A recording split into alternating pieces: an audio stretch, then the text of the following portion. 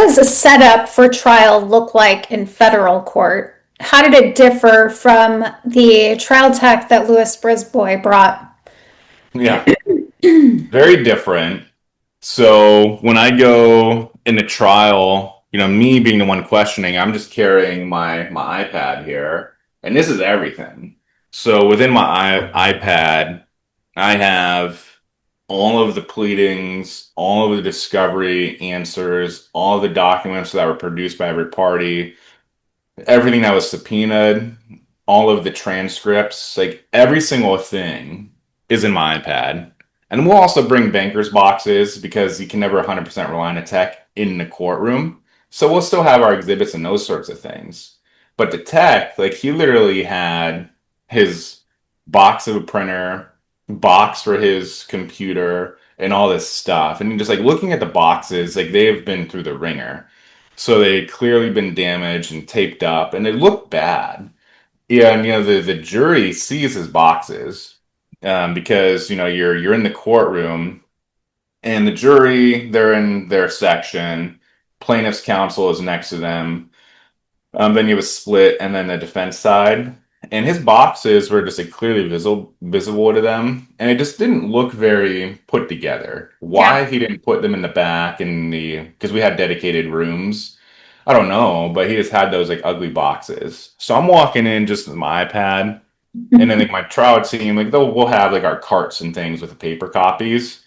But he had nothing but issues. So I we never figured out what his issues were, but it was often flickering on his end because he was running it from a Windows computer.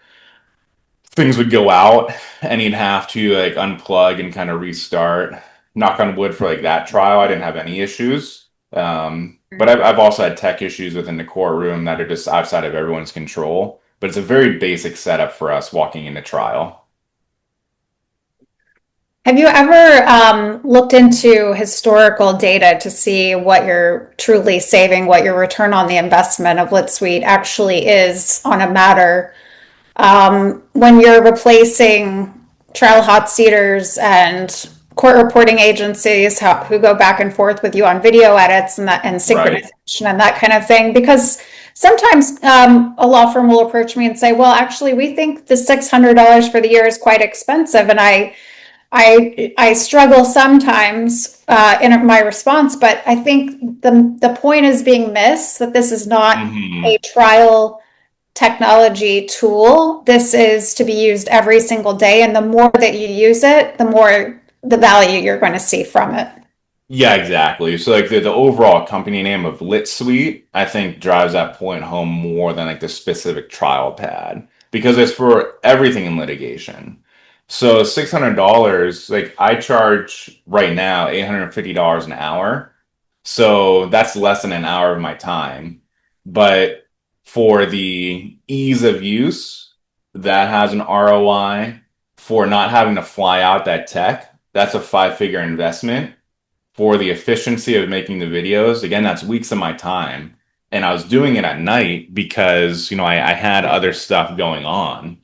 So I wasn't sleeping and when I was going back and doing the videos the old way. And it was a while ago, so I don't remember how many hours.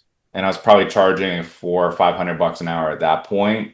But it was definitely like 20 or $30,000 worth of my time. So we did a fee petition and we got it, but I'd rather be sleeping or preparing for a trial in a different way. 600 bucks is a no-brainer.